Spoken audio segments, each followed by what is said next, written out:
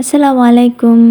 আজ আমি আপনাদের মাঝে মিষ্টি কুমড়ার ভাজি রেসিপিটা করে দেখাবো। তাই আর কথা না বাড়িয়ে আমরা মূল রেসিপিতে চলে যাই। আমি মিষ্টি কুমড়াটা কুচি করে কেটে ধুয়ে নিয়েছি।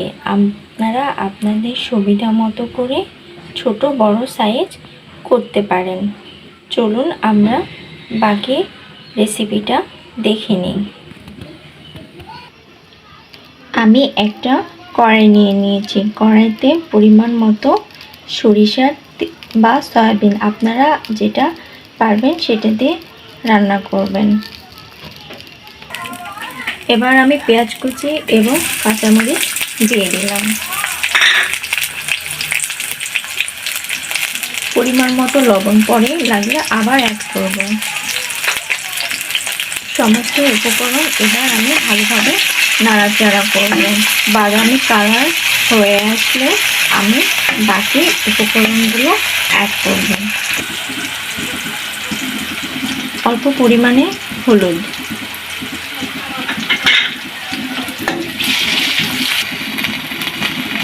আদা জিরা বাটা 1 টেবিল চামচ।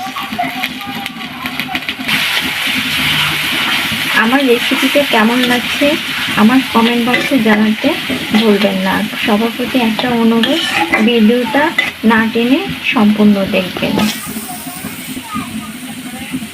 এবার আমি দিয়ে দিলাম মিষ্টি কুমড়া।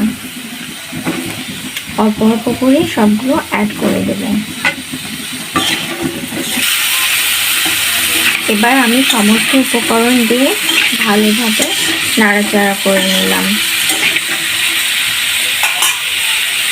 একটা ঢাকনা দিয়ে ঢেকে দেব 10 মিনিটের জন্য।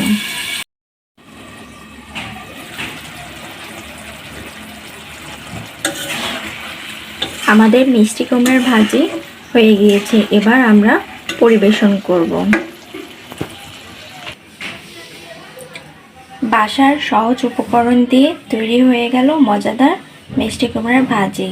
আপনারা চাইলে এভাবে একবার ট্রাই করে দেখতে পারেন। কে কীভাবে মিষ্টি কুমড়ার ভাজি রান্না করলেন অবশ্যই আমার কমেন্ট বক্সে জানাতে ভুলবেন না। বাসায় একবার হলেও ট্রাই করে দেখবেন। আমার ভিডিওটা দেখার জন্য ধন্যবাদ। আসসালামু আলাইকুম।